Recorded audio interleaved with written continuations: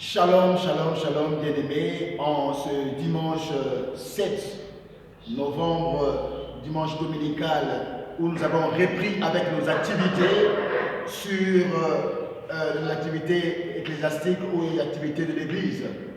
Nous avons repris nos activités à Olive Army, alléluia, parce que nous sommes dans une grande préparation de l'activité du 28 sur mon installation, alléluia, sur l'œuvre que je dirige.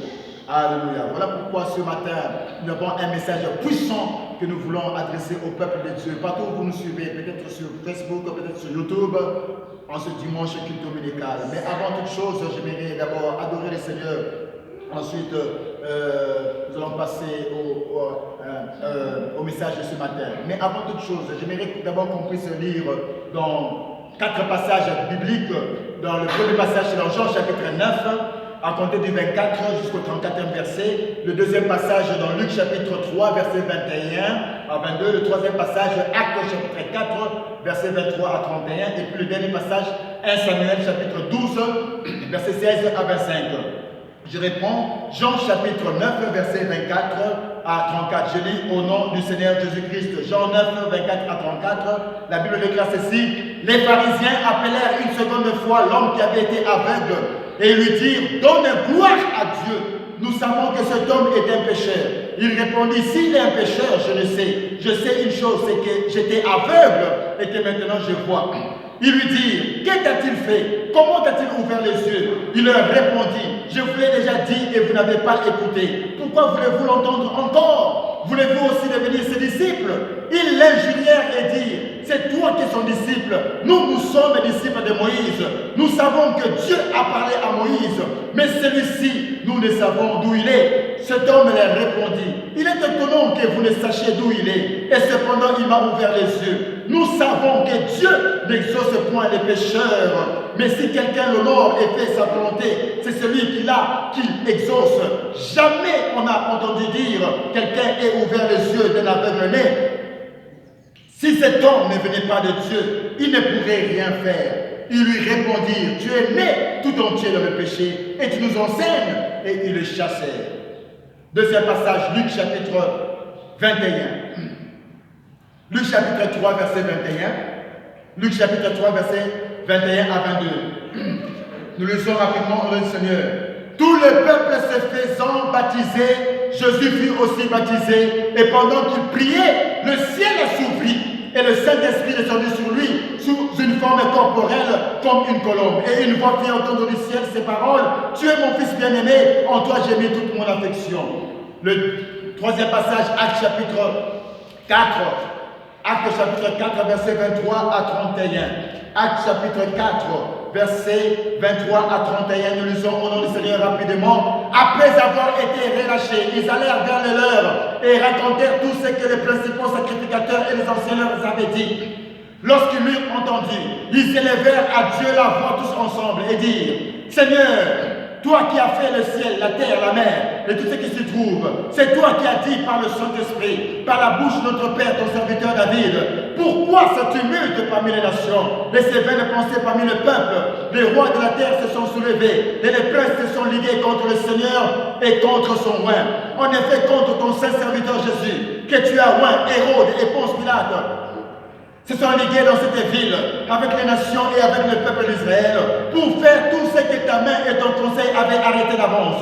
Et maintenant, Seigneur, vois leur menace et donne à tes serviteurs d'annoncer ta parole avec une pleine assurance en étendant ta main pour qu'ils se fassent des guérisons, des miracles et des prodiges par le nom de ton saint serviteur Jésus. Quand ils eurent prié, le lieu où ils étaient assemblés trembla. Ils furent tous remplis du Saint-Esprit et ils annonçaient la parole de Dieu avec assurance. Le dernier passage, c'est dans 1 Samuel chapitre 12. 1 Samuel chapitre 12. 1 Samuel chapitre 12, verset 16 à 25. 1 Samuel chapitre 12, verset 16 à 25, nous lisons notre Seigneur. Attendez encore ici et voyez le prodige que l'Éternel va opérer sous vos yeux. Ne sommes-nous pas à la moisson de blé? J'invoquerai l'Éternel et il enverra du tonnerre et de la pluie. Sachez alors et voyez combien vous avez eu tort aux yeux de l'Éternel de demander pour vous un roi. Samuel invoqua l'Éternel Et l'Éternel envoya ces mêmes jours du tonnerre et de la pluie. Tout le peuple eut une grande crainte de l'Éternel et de Samuel. Et tout le peuple dit à Samuel, prie l'Éternel ton Dieu pour tes serviteurs, afin que nous ne mourions pas, car nous avons ajouté à tous nos péchés le tort de demander pour nous un roi. Samuel dit au peuple, n'ayez point de crainte, vous avez fait tout ce mal, mais ne vous détournez pas de l'Éternel et servez l'Éternel de tout votre cœur. Ne vous en détournez pas, sinon vous irez après des choses de néant qui n'apportent ni profit ni délivrance, parce que ce sont des choses de néant. L'Éternel n'abandonnera point non plus son peuple à cause de son grand nom, car l'Éternel a résolu de faire de vous son peuple. Loin de moi aussi de pécher contre l'Éternel, de cesser de prier pour vous. Je vous enseignerai le bon et le droit chemin. Craignez seulement l'Éternel et servez-le fidèlement de tout votre cœur, car voyez quelle puissance il déploie parmi vous. Mais si vous faites le mal, vous périrez, vous et votre roi. Parole du Seigneur. Alléluia. Je sens en moi un cantique monté pour lequel, avant de transmettre le message, c'est que Dieu a arrêté selon son dessein pour transmettre au peuple de Dieu ce matin. Alléluia. I put you in front of my melody. You are holy matters. You are holy matters. I make room for two. You and I, Jesus. You are holy matters. You are holy matters. Oh, you are holy matters. Oh, you are holy matters. Oh, you are holy matters. Oh,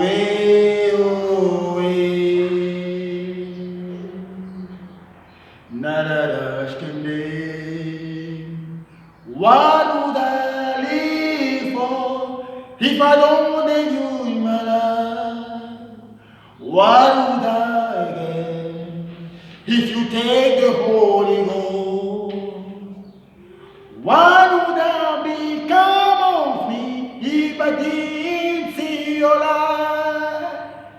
What would I be said of me if you didn't hold my hand?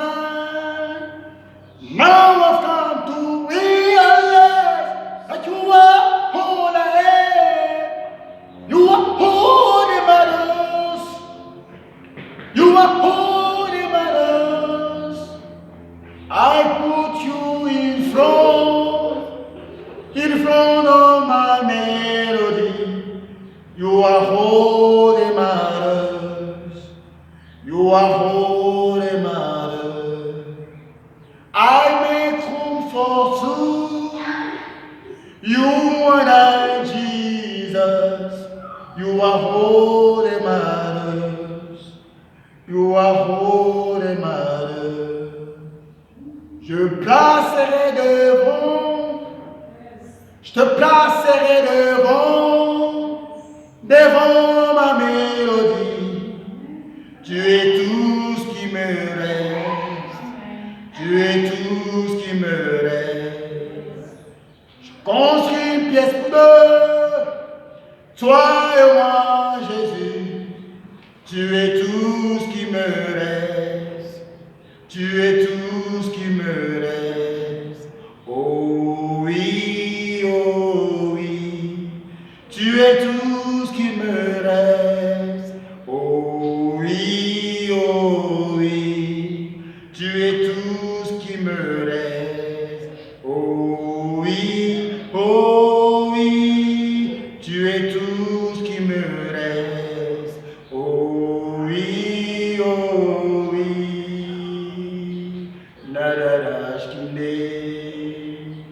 Car deviendrai-je si je ne t'ai pas dans ma vie? Que deviendrai-je encore si tu prends ton Saint-Esprit?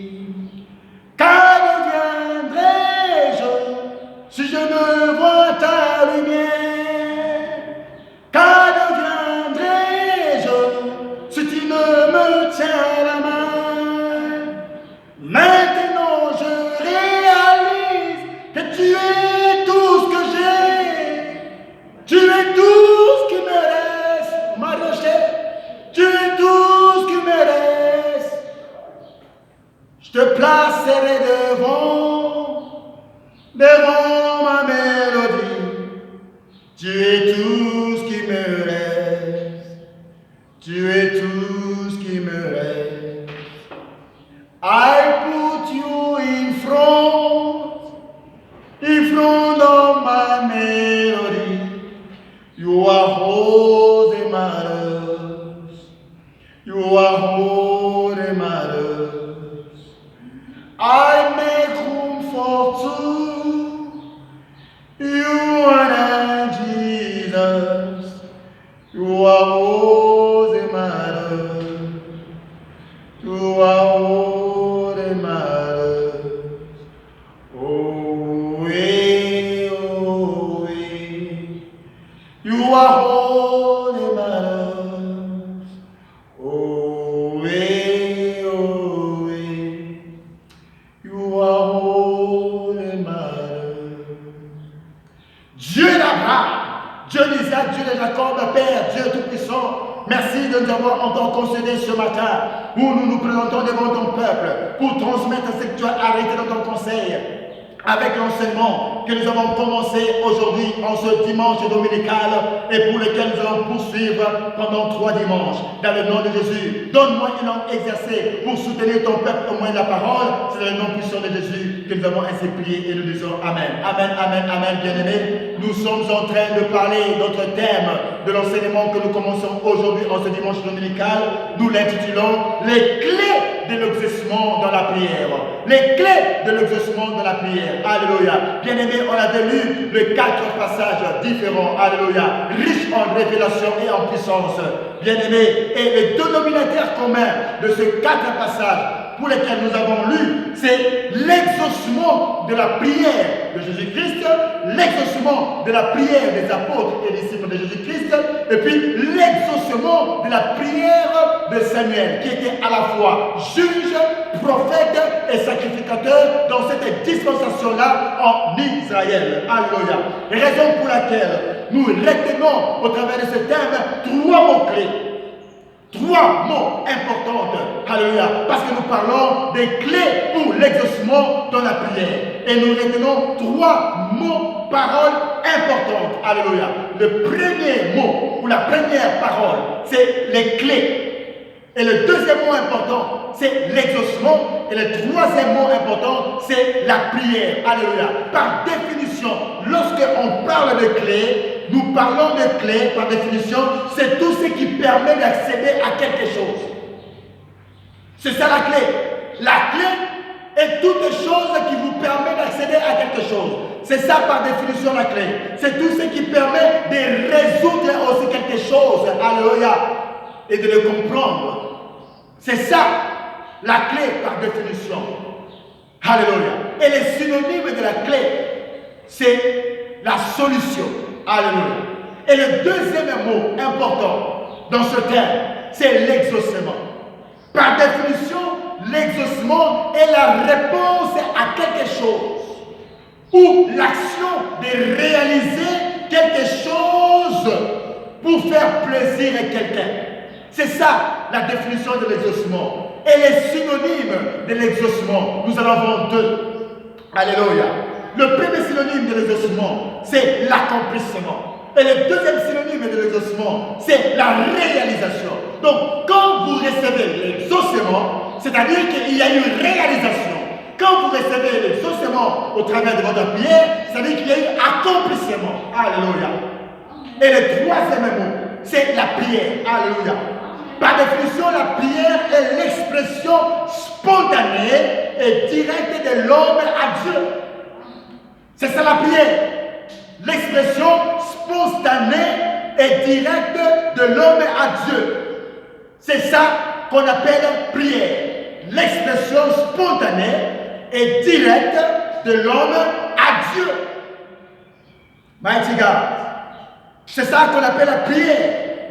Et dans son essence biblique, nous pouvons la définir comme étant simplement le rapport ou la relation d'une personne avec Dieu. C'est ça la prière. C'est le rapport ou la relation d'une personne avec Dieu. Car le concept de la prière, le concept de base de la prière, exprimé dans les Saintes Écritures, en hébreu, que ce soit en grec, ne consiste jamais à quémander auprès de Dieu. Ne consiste jamais dans un combat spirituel ou un conflit contre les mauvais esprits. Des centaines de différences bibliques, des centaines de références bibliques expriment tout un panoplie, tout un éventail de concepts de la prière, à savoir, nous avons les concepts des mondes d'aide, le concept qu'on retrouve dans la prière, dans la Bible, des actions de grâce. Le concept qu'on retrouve dans la prière, c'est de la direction. Le concept de la délivrance, de la détresse. Le concept du danger ou d'un désastre. Le concept de l'intercession. Le concept des revendications, des guérisons. Le concept de bénédiction matérielle et tant d'autres choses qu'on retrouve dans le concept de la prière dans les livres aux Hébreux, dans les livres en hébreu et les livres en grec. Parce que la Bible a été écrite en hébreu et puis en grec. Voilà ces différents concepts qu'on retrouve dans la prière. C'est pourquoi l'apôtre Paul a mentionné dans le livre de 1 Timothée chapitre 2, verset 1, ceci. J'exhorte donc, avant toutes choses, à faire des prières, des supplications, des requêtes, des actions de grâce pour tous les hommes, pour les rois et pour tous ceux qui sont élevés en dignité, afin que nous menions une vie paisible et tranquille, en toute piété et honnêteté. Cela est bon et agréable devant Dieu notre Sauveur, qui veut que tous les hommes soient sauvés et parviennent à la connaissance de la vérité. Alléluia. D'où prier, c'est communiquer avec Dieu. Prier, c'est être impliqué dans une conversation engagée avec Dieu. Alléluia. C'est ça la prière. C'est communiquer avec votre Dieu. C'est être engagé dans une communication avec votre Dieu. C'est ça la prière. C'est pourquoi j'ai toujours dit que les jours où vous cessez de prier, c'est aussi le jour de votre arrêt cardiaque spirituel. Parce que j'ai toujours considéré la prière comme étant une respiration. Pour un enfant de Dieu, pour un chrétien, prier, c'est sa respiration. Les jours que vous cessez de prier, c'est les jours de votre arrêt cardiaque spirituel. C'est les jours de votre mort spirituelle. Mighty God.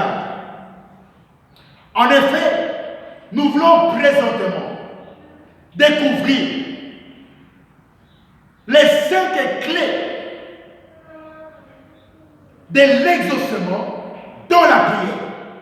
Parce que nous sommes en train de parler des clés de l'exaucement dans la prière. D'après mes recherches, moi j'en ai trouvé 5. 5 clés. Comme on dit en portugais, 5 chaves. 5 clés pour l'exaucement de la prière. En anglais, 5 keys for prayer answering. Hallelujah. Mais aujourd'hui, je ne parlerai que de 2 clés que nous voulons voir, qui peuvent faire en sorte que vous puissiez avoir l'exaucement lorsque vous priez devant Dieu. Parce que la joie de la prière, c'est l'exaucement. Alléluia. La voix de la prière, la joie de la prière, c'est l'exaucement. C'est pourquoi, si vous priez et que vous n'avez pas d'exaucement, c'est la carie dans l'âme, c'est la carie dans les os. Alléluia. Prier sans être exaucé est comparable à un désir non accompli. Lorsque vous priez et que vous n'êtes pas exaucé, c'est comparable à un désir qui n'est pas accompli. Or, nous avons dit que l'exaucement, son synonyme, c'est l'accomplissement, c'est la réalisation. Alors quand vous priez et que vous ne trouvez pas des solutions d'exaucement, c'est que c'est un désir non accompli. C'est pourquoi la Bible déclare dans le livre de Proverbes chapitre 13, verset 12, ceci. Un espoir différé rend le cœur malade. Un espoir différé rend le cœur malade. Mais un désir accompli, Mablo Shakayama, est un arbre de vie. Proverbe dit, un espoir différé. Ça sous-entend que c'est une prière qui n'a pas d'exaucement. Mais un désir accompli sous-entend une prière qui a reçu exaucement. Est un arbre de vie. Alléluia. C'est pourquoi la joie de la prière, c'est l'exaucement. À cette prière. C'est pourquoi nous avons besoin de connaître les clés qui feront en sorte que nos prières soient exaucées par Dieu. Car la réponse à votre prière est un miracle. À chaque fois que vous priez et que vous voyez les résultats de votre prière, la réponse à la prière, l'exaucement de la prière, c'est un miracle. Alléluia. Et tout miracle signalé ou manifesté suite à votre prière faite à Dieu atteste que vous avez eu la pensée de Dieu et que vous avez fait cette prière selon la volonté de Dieu. Parce que Dieu ne répond que quand vous avez la pensée qu'il a et lorsque vous avez prié selon sa volonté. Alléluia. C'est pourquoi Dieu exauce. Ainsi, la première clé que nous devons voir ce matin pour l'exaucement à votre prière, c'est s'éloigner du péché ou du mal. S'éloigner du péché, s'éloigner du mal, c'est la première clé pour recevoir l'exaucement de la part de Dieu. Raison pour laquelle on va lire dans le livre de Proverbes chapitre 15, verset 29. Proverbe 15, verset 29. Qu'est-ce que la Bible nous dit? Proverbe 15, verset 29. La Bible déclare ceci.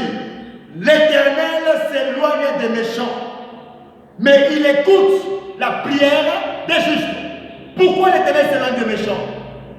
Parce que le méchant ne s'éloigne pas du péché. Le méchant ne s'éloigne pas du mal. Deuxième passage, Ésaïe chapitre 1, verset 15 à 20. Ésaïe chapitre 1, verset 15 à 20. Mérias Koroché. Ésaïe chapitre 1, verset 15 à 20. Qu'est-ce que la Bible dit? Quand vous étendez vos mains, je détourne de vous mes yeux. Quand vous multipliez les prières, je n'écoutais pas. Vos mains sont pleines de sang.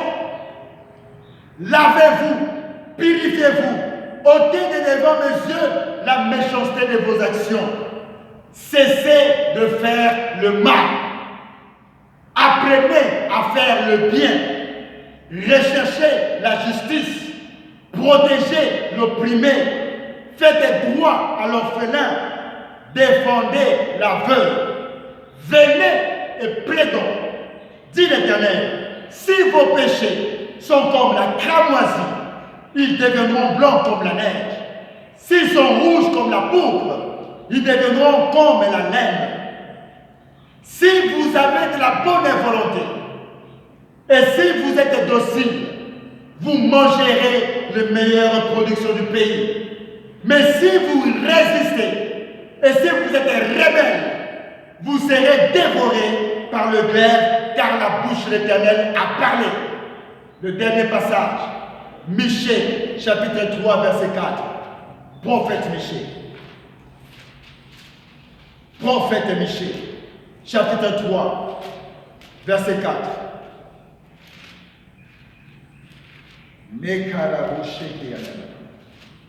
Michée, chapitre 3, verset 4. l'Éternel, mais il ne leur répondra pas.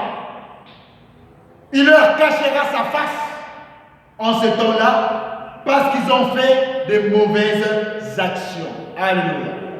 La première clé pour l'exaucement de votre prière, c'est s'éloigner du péché. C'est s'éloigner du mal. À chaque fois que vous êtes dans le mal, Dieu ne peut exaucer votre prière. Tout celui qui ne s'éloigne pas du mal, tout celui qui pratique le péché, aura du mal à voir sa prière être exaucée. Souvenez-vous de ce passage dans Jean chapitre 9.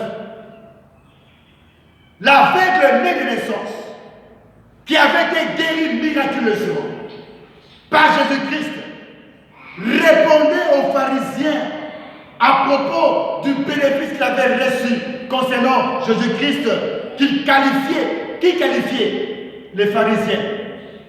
Il voulait que cet aveugle qui avait recouvert la vue puisse qualifier Jésus de pécheur, puisse dire que Jésus n'est pas non plus connu de Dieu, en obligeant à cet aveugle d'affirmer que Jésus était un homme pécheur. Parce que les pharisiens lui disaient exactement ceci: donne gloire à Dieu. Il voulait qu'il puisse donner gloire à Dieu sur le mensonge. Mighty God. Il lui dit: donne gloire à Dieu. Nous savons que cet homme est un pécheur. Mais l'aveugle de naissance qui avait été guéri leur répliqua énergiquement ceci: s'il est un pécheur, je le sais. Je sais une chose, c'est que j'étais aveugle et que maintenant je vois. Mighty God. Il injurièrent et dit: c'est toi qui es son disciple. Pourquoi? Parce que l'aveugle avait déjà expliqué.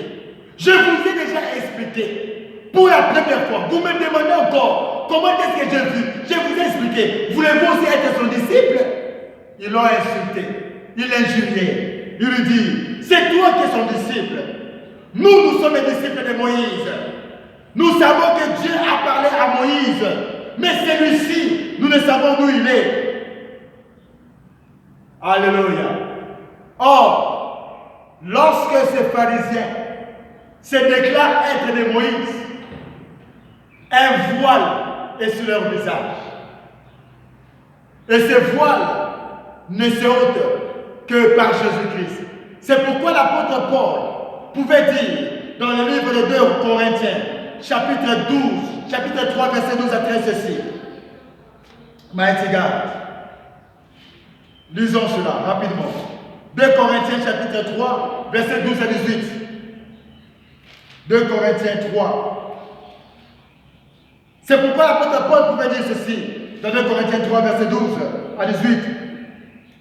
Ayons donc cette espérance, nous usons d'une grande liberté, et nous ne faisons pas comme Moïse, qui mettait un voile sur son visage, pour que les fils d'Israël ne fixassent pas les regards sur la fin de ce qui était passager. Mais ils sont devenus durs d'entendement. Car jusqu'à ce jour, le même voile demeure quand ils font la lecture de l'Ancien Testament. Et ils ne se lèvent pas parce que c'est en Christ qu'il disparaît. Jusqu'à ce jour, quand on lit Moïse, un voile est jeté sur leur cœur. Mais lorsque les cœurs se convertissent au Seigneur, le voile est ôté. Or, le Seigneur, c'est l'Esprit. Et là où est l'Esprit du Seigneur, là est la liberté. Nous tous qui, les visages découverts, contemplons comme dans un miroir la gloire du Seigneur, nous sommes transformés à la même image de gloire en gloire comme le Seigneur, l'Esprit. Alléluia.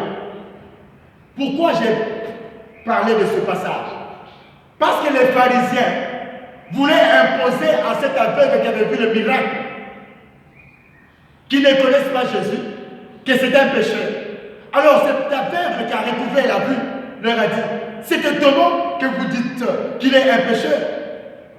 Cependant, il m'a ouvert les yeux. J'ai compris par là que cet aveugle, le voile de l'ancienne alliance avait été enlevé parce qu'il a vu le miracle de Jésus et que Jésus lui a donné la vie éternelle. Alléluia.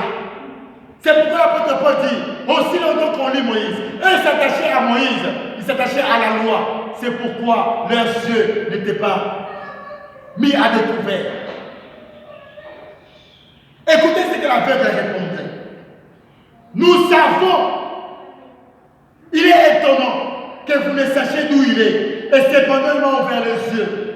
Nous savons que Dieu n'exauce point les pécheurs. Alléluia. Voilà la première clé. Cet aveugle a commencé à les enseigner. Eux qui étaient des pharisiens.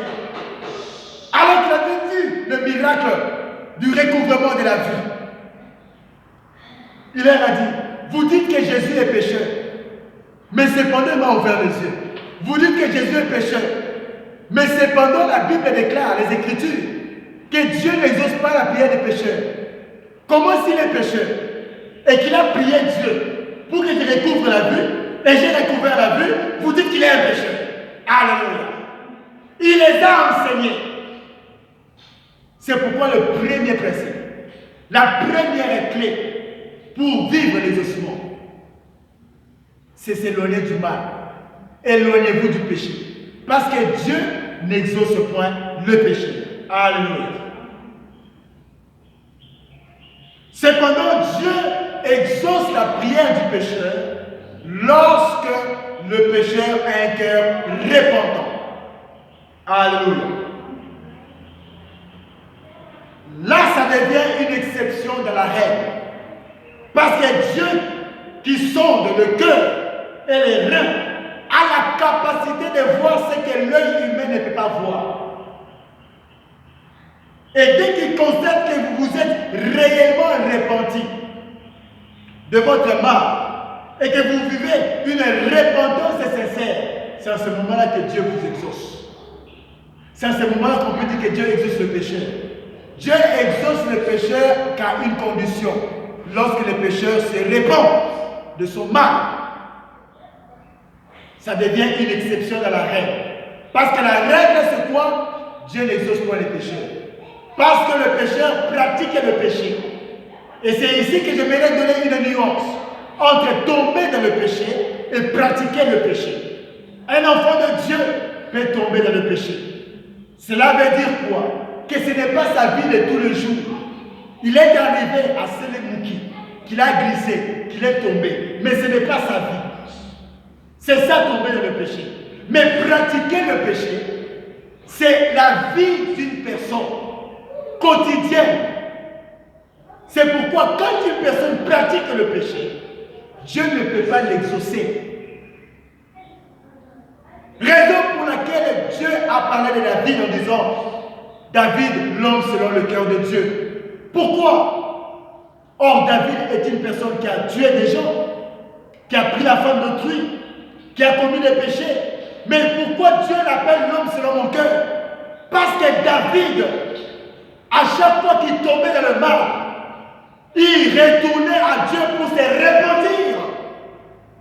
Il avait l'humilité, la simplicité de retourner à Dieu, de se repentir de son mal. Et la faiblesse de Dieu réside dans la repentance sincère. C'est pourquoi Dieu pouvait dire David est l'homme selon mon cœur. Parce que David savait se repentir. Et il savait aussi adorer le Seigneur. Alléluia.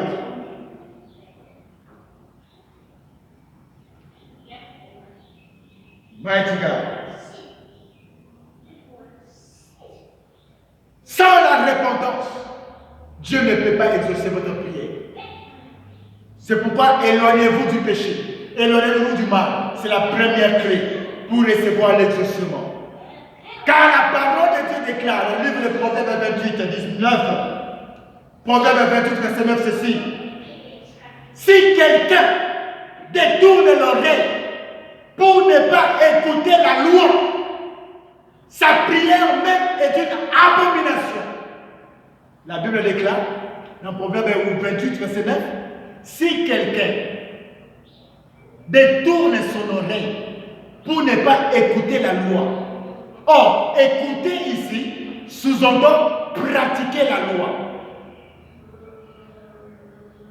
Beaucoup d'enfants de Dieu, ils veulent que Dieu réponde à leur prière, que Dieu réponde à leurs besoins. Mais ils ne font pas ce que la loi recommande de faire. Ils ne pratiquent pas la loi. Ils n'écoutent pas la loi. Ils se détournent de la loi.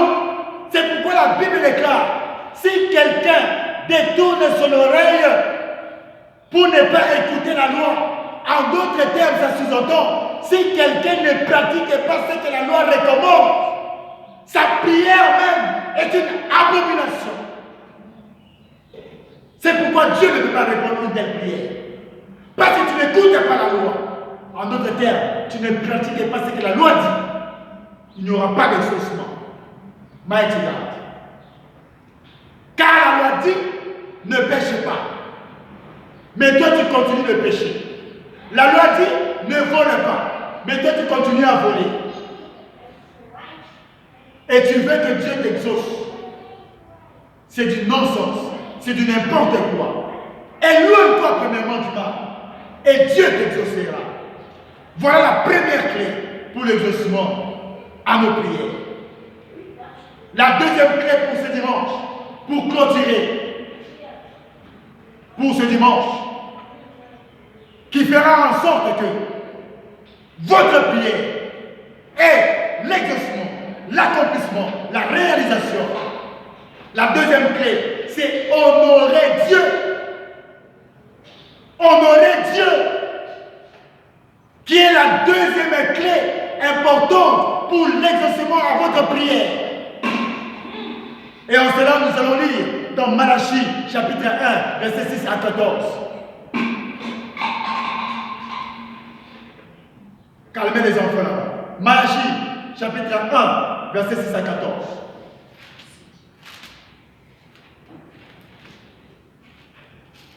Malachie, chapitre 1, versets 6 à 14. Qu'est-ce que la Bible nous dit? C'est la deuxième clé pour recevoir l'exaucement de votre prière. Malachie 1, chapitre 1, verset 6 à 14. Qu'est-ce que la Bible déclare?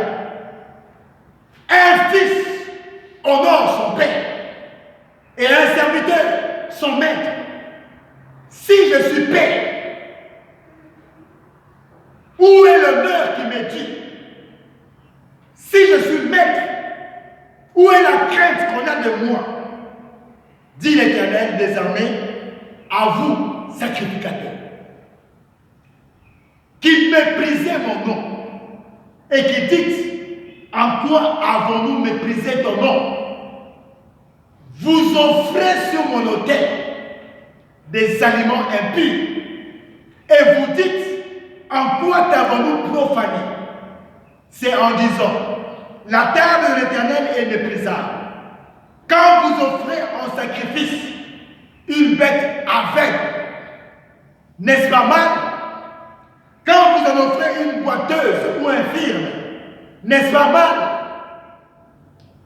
Offre-la donc à ton gouverneur. Te recevra-t-il bien? Te fera-t-il bon accueil? Dit l'Éternel des armées. Priez Dieu maintenant pour qu'il ait pitié de nous. C'est de vous que cela vient. Vous recevra-t-il favorablement? Dit l'Éternel des armées. Lequel de vous fermera les portes pour que vous n'allumiez pas en vain le feu sur mon autel?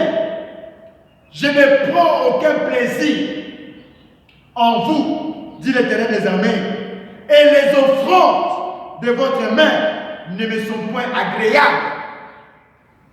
Car depuis le lever du soleil jusqu'à son couchant, mon nom est grand parmi les nations. Et en tout lieu où on brûle de l'encens, en l'honneur de mon nom, et l'on présente des offrandes pures. Car grand est mon nom parmi les nations, dit l'Éternel des armées. Mais vous le profanez en disant, la table de l'Éternel est souillée. Et ce qu'elle rapporte est un aliment méprisable. Vous dites, quelle fatigue! Et vous le dédaignez, dit l'Éternel des armées. Et cependant, vous amenez ce qui est dérobé ou volé. Vous amenez ce qui est boiteux ou infirme. Et ce sont les offrandes que vous faites. Puis-je les agréer de vos mains, dit l'Éternel.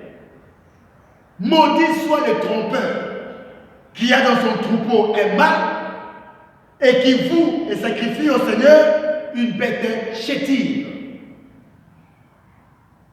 Car je suis un grand roi, dit l'Éternel des armées, et mon nom est redoutable parmi les nations. Parole du Seigneur. La deuxième clé pour l'exaucement de votre prière, c'est savoir honorer Dieu. Quand Dieu parle ici dans Malachie, si je suis Père, où est l'honneur qui m'est dû? L'honneur dont Dieu parle ici, ce n'est pas par le verbiage, ce n'est pas par les paroles. L'honneur dont Dieu recommande ici, c'est au travers des offrandes. Et il a été clair et précis. Il s'adressait aux sacrificateurs. Or, aujourd'hui, en tant qu'Église, la Bible dit que Dieu a fait de nous un royaume de sacrificateurs. Tu es sacrificateur en tant qu'enfant de Dieu. Tu es sacrificateur en tant que chrétien. Je suis sacrificateur. Nous voulons l'exaucement. Mais la deuxième clé pour l'exaucement de votre prière, apprenez à honorer Dieu. Et on honore Dieu au travers de nos offrandes. C'est clair, noir sur blanc de la Bible. Dieu réprimandait les sacrificateurs. Il prenait les bonnes offrandes pour eux. Mais ce qu'ils devaient donner à Dieu, c'était des offrandes chétives. Oh, Ezamatina. Alléluia. C'est pourquoi, en lisant attentivement ce passage, c'est Dieu qui s'adresse aux sacrificateurs par le canal du message du prophète Michée. Un homme inspiré par Dieu pour réprimander tous ces sacrificateurs. Car ces derniers méprisaient l'Éternel en offrant des offrandes et sacrifices indignes à Dieu. Et ils réservaient pour eux les meilleures offrandes. C'est pourquoi leur Dieu dira, c'est pourquoi Dieu leur dira, quand vous offrez en sacrifice une bête aveugle, n'est-ce pas mal? Quand vous en offrez une boiteuse ou à Boukalabakolo, n'est-ce pas mal? Offrez-la donc à votre gouverneur. Est-ce qu'il va vous recevoir? Fera-t-il de vous un accueil? Dit l'Éternel des armées. Dieu poursuit en disant, car depuis le lever du soleil jusqu'à son couchant, mon nom est grand parmi les nations. Et en tout lieu, on brûle de l'encens en l'honneur de mon nom et l'on présente des offrandes pures. Car grand est mon nom parmi les nations, dit l'Éternel des armées. Mais vous le profanez. Donc les sacrificateurs profanaient le nom de l'Éternel. Pourquoi? Parce qu'ils méprisaient Dieu au travers des offrandes. Il dit, vous le dédaignez, dit l'Éternel des armées, et cependant, vous amenez ce qui est dérobé. Vous m'amenez ce qui est boiteux. Insignifiant. Et ce sont les offrandes que vous faites, dit l'Éternel. Puis-je les agréer de vos mains, dit l'Éternel. Maudit soit le trompeur qui a dans son troupeau un mâle et qui voue et sacrifie au Seigneur une bête chétive. Alors Dieu leur répondra, Dieu leur rappellera que je suis un grand Dieu, un grand roi, dit l'Éternel des armées, et mon nom est redoutable parmi les nations.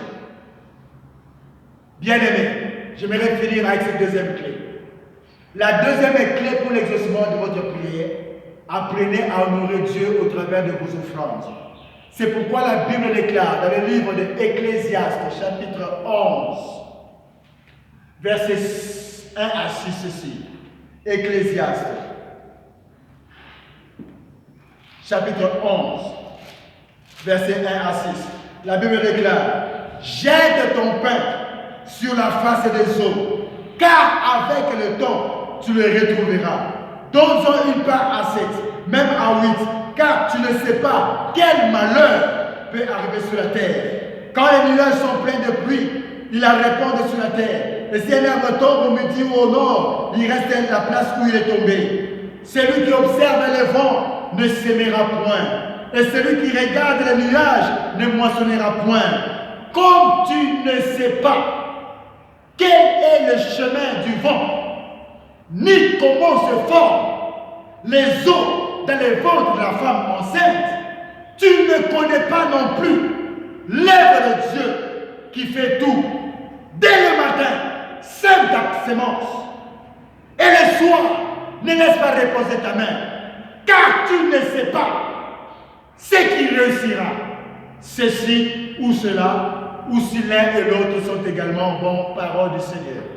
La deuxième clé pour l'exaucement de votre prière, c'est savoir honorer Dieu. Beaucoup d'enfants de Dieu ne savent pas honorer Dieu. Beaucoup ma casse vis-à-vis de Dieu, vis-à-vis de l'œuvre de Dieu. Mais quand ils prient, remarquez les requêtes, les demandes qu'ils font à Dieu. Bien-aimés, alors que je n'avais pas d'enfant, moi et mon épouse, on avait l'habitude toujours de s'aimer dans l'œuvre de Dieu.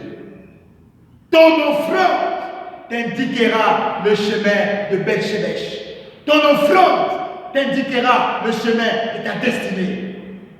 Tu peux ne pas beaucoup prier, mais ton offrande peut parler plus que ta prière.